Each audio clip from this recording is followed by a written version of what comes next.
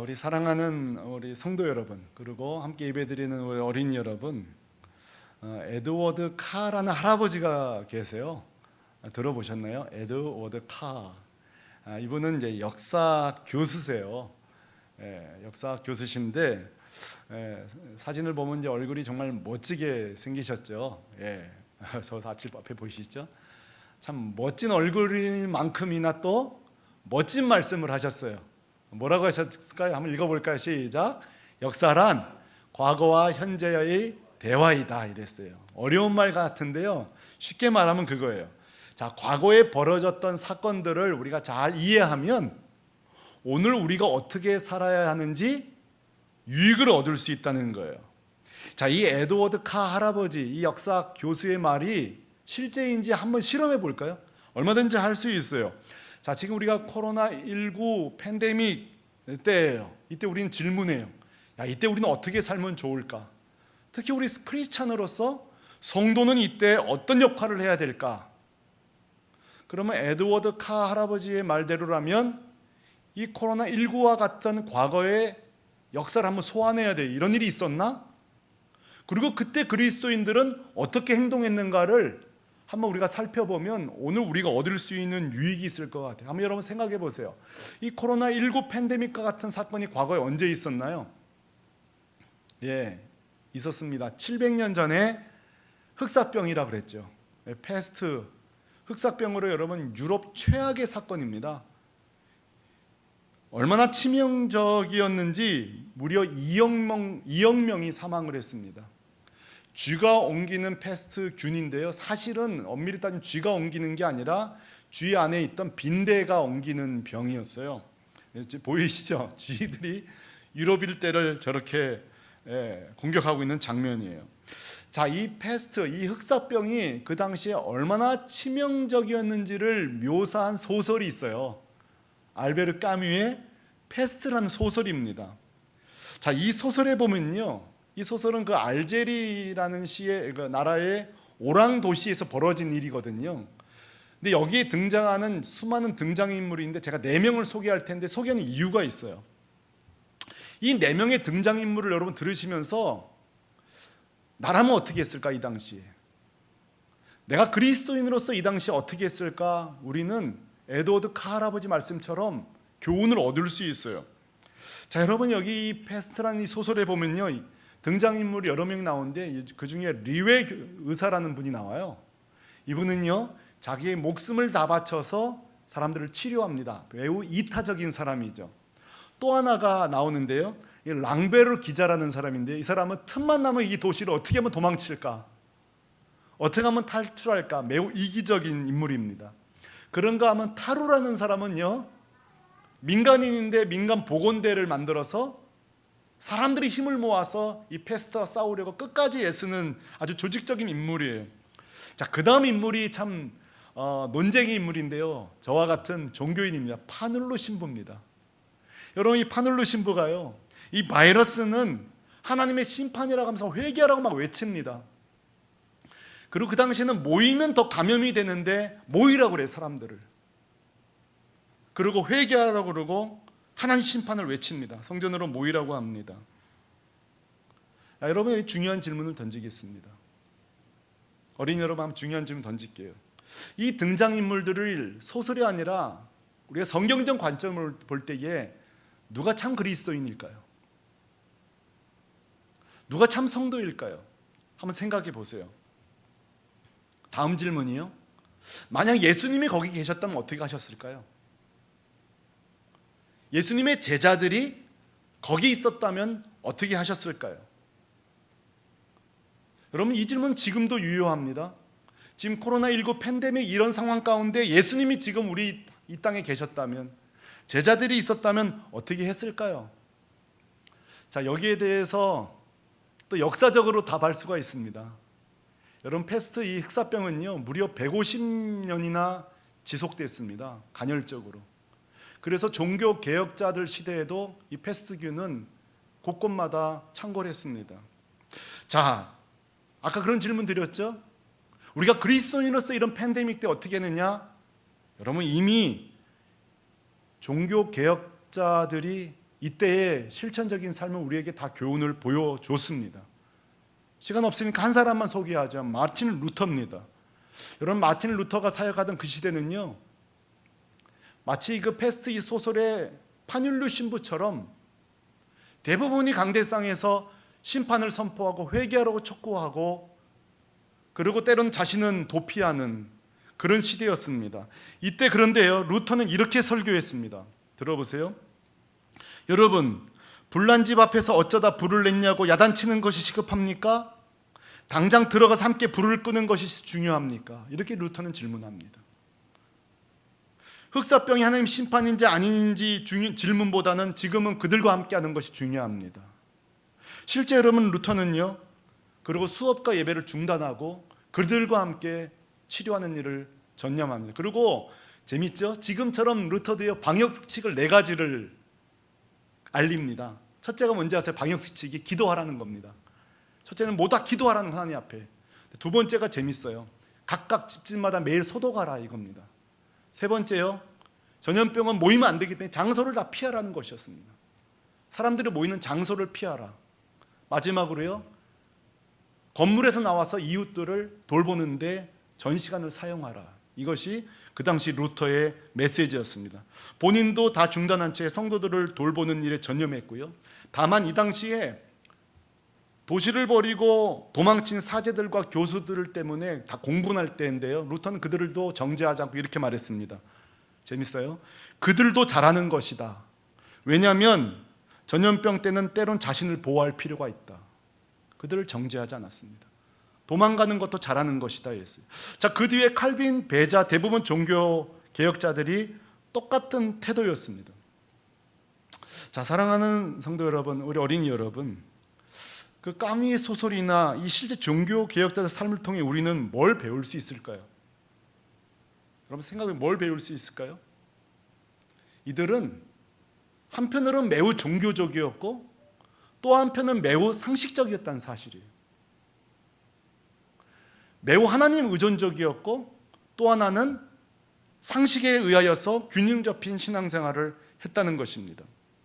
자, 당시 전염병 당시에 수많은 공포, 죽음의 공포 때문에 사람들이 막 죽어가는 그 도시마다 2가지 외침이 있었다고 합니다. 첫 번째 외침은 하나님의 심판이라고 외치지만 정작 도망치는 사제들을 바라보면서 시민들이 이렇게 외쳤대요. 도대체 하나님이 어디 있느냐? 진짜 하나님이 살아있는 거 맞느냐? 이렇게 외치기 시작했습니다. 또 하나요, 그 사람들 속에 들어와서 섬기고 그들과 함께 죽어가는 당시의 그리스찬들을 보면서 사람들이 이렇게 외치기 시작했어요. 따라 하실래요? 나는 오늘 하나님을 보았다. 자, 한쪽에서는요, 하나님이 어디 있느냐 이렇게 외칩니다. 근데 또 한쪽에서는요, 나는 오늘 거리에서 하나님을 보았다. 나는 오늘 예수님을 보았다. 그러니까 루터를 비롯한 그리스도인들의 초공간적인 섬김을 통하여서 그리스도의 헌신적인 예수님을 본 거죠. 주님을 바라본 것입니다. 오늘 주님의 말씀이 그대로 아닌가요? 오늘 주님도 뭐라고 그러셨죠? 너희 빛이 사람에게 비추게 하여 보이지 않는 하나님이 너희 착한 행실을 보고 사람들이 하나님께 영광을 돌리게 하라. 그러니까 보세요. 세상에 보이지 않는 하나님을 보는 방식이 뭐냐면 우리의 빛을 보고 우리의 착한 행실을 보고 진짜 하나님 살아계시는구나, 우리 주님 살아계시는구나. 여러분, 여기서 말하는 빛은 저처럼 지금 설교일 수도 있어요, 연설일 수도 있어요. 그러나 그것은 반쪽짜리 빛입니다. 주님 말하는 빛은요, 매우 능동적인 행실입니다. 우리 삶 속에서 선포된 메시지가 아니라 실현된 메시지, 귀로 들리는 메시지가 아니라 눈으로 보이는 메시지, 실현된 메시지를 통하여서 예수님을 볼 수 있다는 거죠. 저는 이 말씀을 혼자 묵상하다가 너무 이 말씀이 좋은 거예요. 근데요, 제가 잘하는 게 있습니다.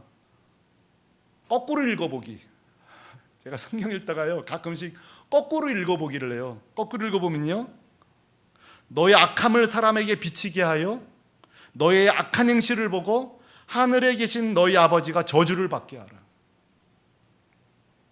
자, 거꾸로 읽어보면요, 하나님이 우리 때문에 저주를 받으실 수도 있다는 두려운 말씀이 됩니다.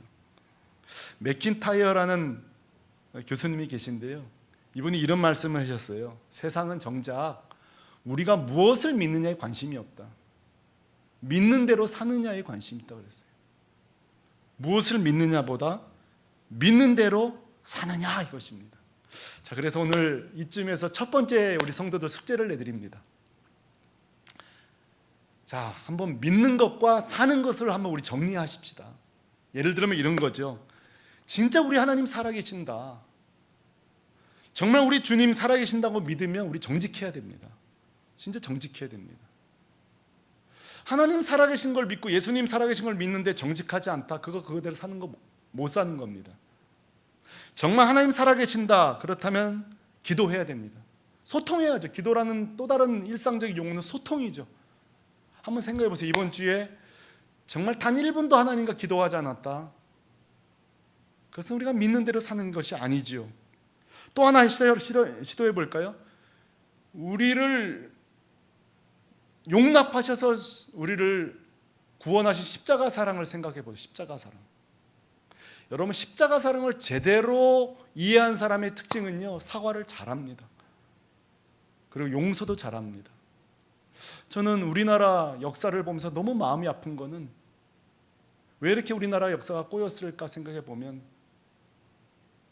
제때 사과할 걸 사과 안 하고 또 제때 용서할 걸 용서하지 않았기 때문에 여기까지 왔다 생각합니다.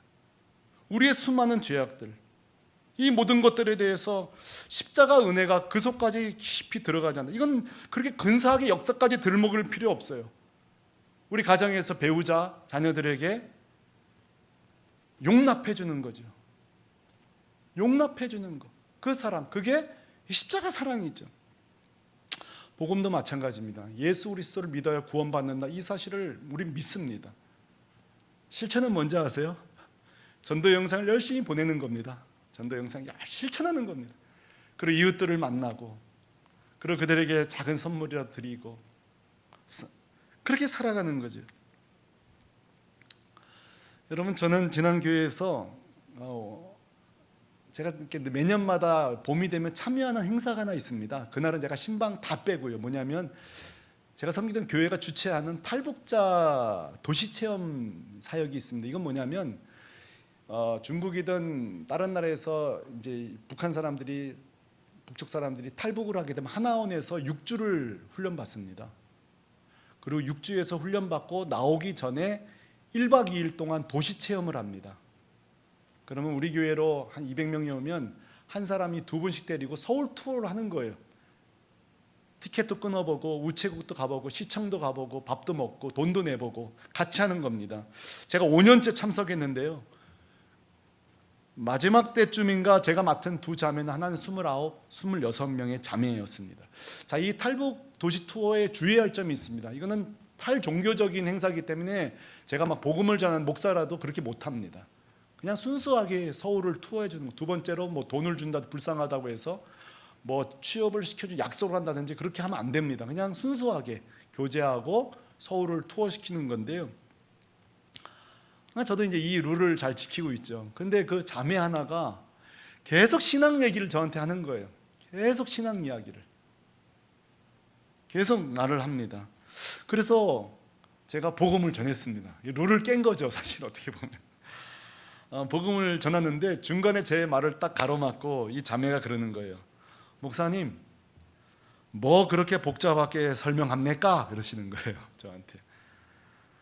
그리고 저한테 이래요. 여러 말 마시고 하나님 내 앞에 딱 갖다 놓으시라요, 그러는 거예요. 그런 설명하지 말고 하나님 지금 내 앞에 하나님 딱 갖다 놓으시라요. 제가 지금 하나님 설명 중인데요. 그리고 이 자매가 이렇게 말합니다. 목사님, 하나님 보셨습니까? 하나님 보셨습니까? 그래요. 제가 속으로 그랬죠. 오늘 잘못 걸렸다. 오늘 잘못 걸렸다. 근데 이 자매가요, 그 다음부터가 반전이에요. 목사님, 나는 하나님 봤습니다, 그러는 거예요. 나는 목사님 하나님 봤습니다, 이러는 거예요. 그리고 자초지종을 얘기하는데 다는 아닙니다만 북한에서 탈출할 때에 상당수가 여러분 그냥 잘못돼서 브로커에 의해서 중국으로 팔려갑니다. 팔려가는 동안 믿을 수 없는 고초, 정말 감당할 수 없는 고초를 겪고 팔려갑니다. 이 자매도 중국 먼 시골로 팔려가서 무려 상당히 나이가 많은 한 남성에게 취직 간 거예요. 그리고 거기서 숱한 세월을 보낸 거예요. 근데 재미있는 거는요, 감사한 거는 거기에 한국 선교사가 있었던 거예요. 그리고 한국 예수 믿는 한족들이 있었고, 재미있는 것은 거기서 딸처럼 돌봄을 받은 거예요. 공동체를 통해서. 그리고 선교사님을 통해서 처음으로 사랑을 겪은 거예요. 이 자매가 그래요. 목사님, 나는 그 중국까지 가는 동안 악마의 손에 연계돼서 여기까지 왔다는 거예요. 근데 나는 주님의 손을 봤다는 거예요. 저는 거기서 하나님을 봤다는 거예요. 난 솔직히 예수님이 나를 위해 십자가 죽었다는 건 안 믿어졌지만 그분들의 섬김을 보면서 정말 주님이 나를 위해 죽으실 수 있겠구나 생각을 하게 됐다는 거예요. 하나님 살아계실 수 있겠다는 생각을 하게 됐다는 거예요. 하나님을 봤다는 거예요. 사랑하는 성도 여러분, 저는 이 코로나19 이 팬데믹 때에 우리의 사명이 이런 게 아닌가 싶습니다. 이게 우리의 사명이다. 여러분, 이미 종교개혁자들이 우리에게 많이 가르쳐 줬습니다. 우리가 이때 어떻게 해야 되는지. 저는 요즘 이런 질문을 해봐요. 세상은 우리를 통해 하나님을 본다 그랬는데 요즘 세상은 우리를 통해 교회를 보고 누구를 보게 될까? 무슨 생각을 하게 될까? 이런 질문을 던져보게 됩니다. 과연 우리를 통해, 오늘 한국교회를 통해서 하나님을 보고 있을까? 정말 예수님을 보고 있을까? 여러분 어떻게 생각하세요? 지금 우리에게는 신앙과 상식이 우리에게 필요한 시대예요. 언젠가 우리는 모르겠어요. 정부가 부당하게 우리 예배를 금지한 날이 올 겁니다. 그때는 목숨 걸고 싸워야 됩니다. 그러나 바이러스로 인할 때는 지금은 우리가 모일수록 어려운 거예요. 이것이 우리가 가지고 있는 상식이에요. 자, 지금도 여러분 다양한 집회들이 막 열리고 있는데요. 뭐 여당에서도 열 수도 있고 야당에서도 열 수도 있습니다. 어디든지 자기 신념이니까요. 그건 우리가 말릴 수 없는 거예요. 그러나 지금은 모이면 안 되는 거예요. 지금은 안 됩니다. 저는 우리 교회 어떤 정광훈 목사님이라는 이분 사상과 정치적 견해에 대해서는 제가 뭐라 할 수 없어요. 왜냐하면 자기 생각대로 사는 거니까. 그러나 목사의 관점과 이 코로나19의 상식의 관점으로 볼 때는 그건 잘못된 겁니다. 그건 틀린 거죠. 전도의 문을 막고 세상에 피해를 주고 있고 얼마나 마음이 아픈지 몰라요. 지금 코로나 때가 아니라면 뭘 못하겠어요. 어디 가든 자기의 생각의 자유와 사상의 자유와 선택의 자유에 따라 어디선지 우리가 다 할 수 있는 거죠. 저는 우리 새물결교회 성도님들이 이런 상황 속에서 우리가 해야 될 게 뭔가를 잘 선택할 수 있기를 바라요. 우리는 좋은 시민 이상의 그리스도인의 삶이 필요합니다. 치열하게 기도하면서 살아가야 되겠죠. 그런 의미에서 우리가 교회가 해야 될 착한 행실은 뭘까 치열하게 고민해 주시기 바라요. 전 그래서 너무 감사해요. 지난번에 우리 교회가 버팀목 헌금한 것이 얼마나 감사한지 몰라요. 이 어려울 때에. 여러분 버팀목 헌금이요, 여러분들이 버틴 거 헌금이요, 우리 거의 한 주 이상의 헌금이 나왔어요. 그 헌금이요, 저에게도 도전을 주신 거 아닙니까? 저에게도 도전을 주셨어요. 여러분, 제가 8월 달에 좀 불로소득이 좀 있었습니다. 교회에서 보너스도 주고요, 생일이라고 해가지고 이렇게 돈을 모아주셨는데 좀 제가 당혹스러웠어요. 제가 그런 걸 처음 받아봐서. 다음부터는 절대 안 하셔도 됩니다. 그거 안 하셔도 돼요. 저희 교회 문화인지 모르게 좀 당혹스러웠는데요, 여러분 버팀목 헌금 보고 제가 도전을 받고요, 여러분 준 휴가비 제가 이번 휴가 때 선교사님들 만나면서 그분들 섬기는들이 거의 다 썼습니다. 생일 때 주신 돈도요, 세상에 여러분 제가 돈 들어온 걸 세상이 얼마나 잘하는지 모르겠어요. 도와달라는 데가 많은지요. 그래서 3분의 2는 이번에 애 낳은 집 출산비로 다 주고요. 또 하나는 이번 베트남에서 왔는데 혼자 애 낳는 집이 있다 그래서 거기 주면 여러분이 저한테 생일비를 주신 건 제가 다 쓰게 됩니다. 이러면 저게 도전을 주신 거예요. 이 어려울 때 그냥 제가 쓸 수가 없더라고요. 물론 우리 전도사님들 우리끼리 와이셔츠 한 벌은 맞춰 입었습니다. 주신 돈으로. 예. 자, 우리가 지금 해야 될 일은요, 세상이 하는 수준의 일을 이상의 일을 해야 됩니다. 그 섬김의 일을 해야 됩니다. 우리가 구조를 바꾸는 싸움도 해야 되고요, 바로 옆 신음한 누군가를 돕는 일, 그 일도 우리가 해나가야 됩니다. 오늘 여기서 하는 일이죠. 여러분, 마더 테레사 아시죠? 그분이 수많은 연설과 강연에 초청을 받았는데요, 거의 대부분 이분이 초청을 가지 않습니다. 연설 가지 않아요. 거부한 이유는요, 죽어가는 한센병 환자들의 손을 잡아주기 위해서 가지 않았다는 거예요. 매일 돌아가시니까. 그 임종을 지키기 위해서 많은 강연과 연설을 거부했다는 거예요. 지난주 제가 소개해드렸던 스탠리 하우어스도요, 그분이 여러분 정말 제가 한 5권의 책을 가지고 있는데요, 정말 세계적인 책입니다. 근데 이분이 인터뷰에서 교수님이 평생 제일 잘한 일이 뭐냐고 물어봤어요. 그때 하는 말이요, 내가 살아오면서 제일 잘한 일은 동네 멕시코 음식점 블라잉 브리또라는 주인에게 전도하고 같이 카드놀이 했던 게 제일 잘한 일이었던 거예요. 그 사람과 함께 복음을 전하고 외로워할 때 벗이 되어준 게, 그게 내가 살아가면서 제일 잘한 일이다 했습니다. 자, 오늘 두 번째 숙제를 드립니다. 그래서 오늘 두 번째 숙제는요, 이번 9월 달에 나를 통해 하나님 보여주기 프로젝트입니다.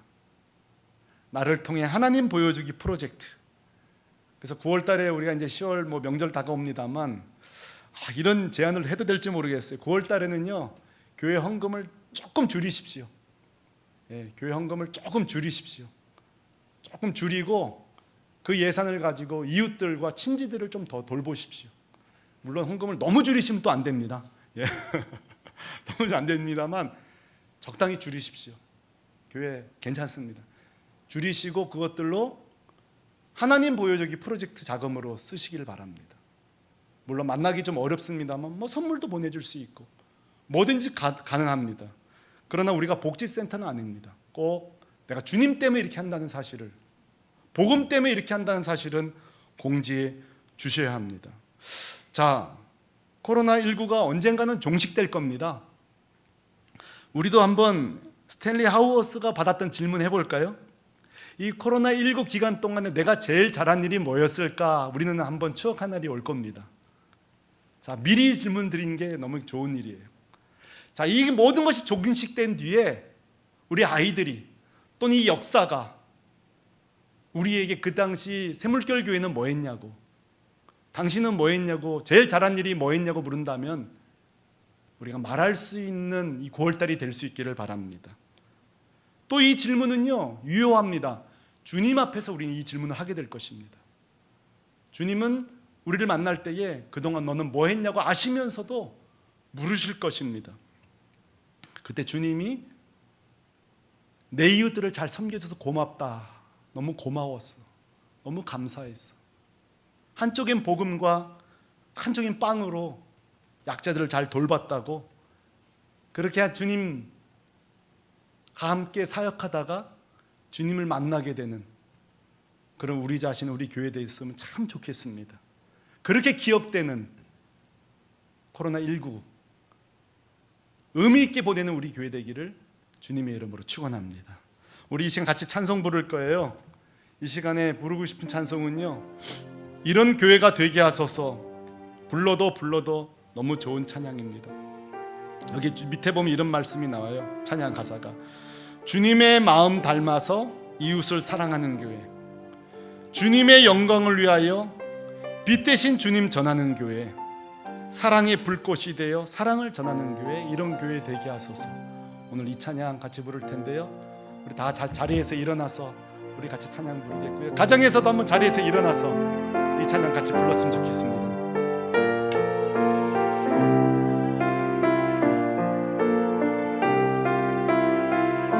진정한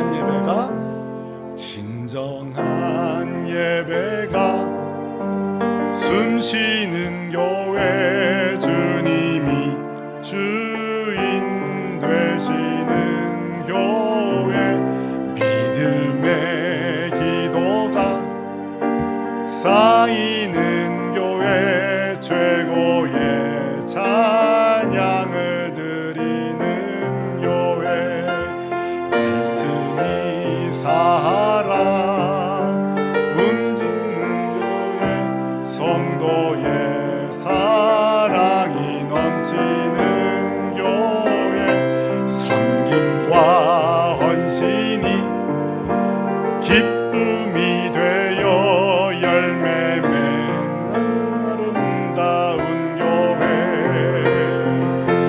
주님의 마음 닮아서 이웃을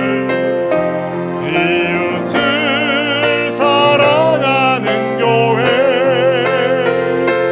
주님의 영광을 위해서 빛 대신 주님 전하는 교회, 사랑의 불꽃이 활짝 피어나 날마다 사랑에 빠지는 교회, 주께서 사랑하는 우리 교회가 이런 교회 되게 하소서. 우리 이제 같이 한번 기도하도록 하겠습니다. 여러분, 우리가 이 땅을 살 때에 좋은 집도 갖고 있고 아이들도 잘 키워야 되고 할 일이 너무 많죠. 그래도 우리가 주님 우리에게 명령하신 일을 할 때 그 기쁨은요, 정말 말로 다 할 수 없어요.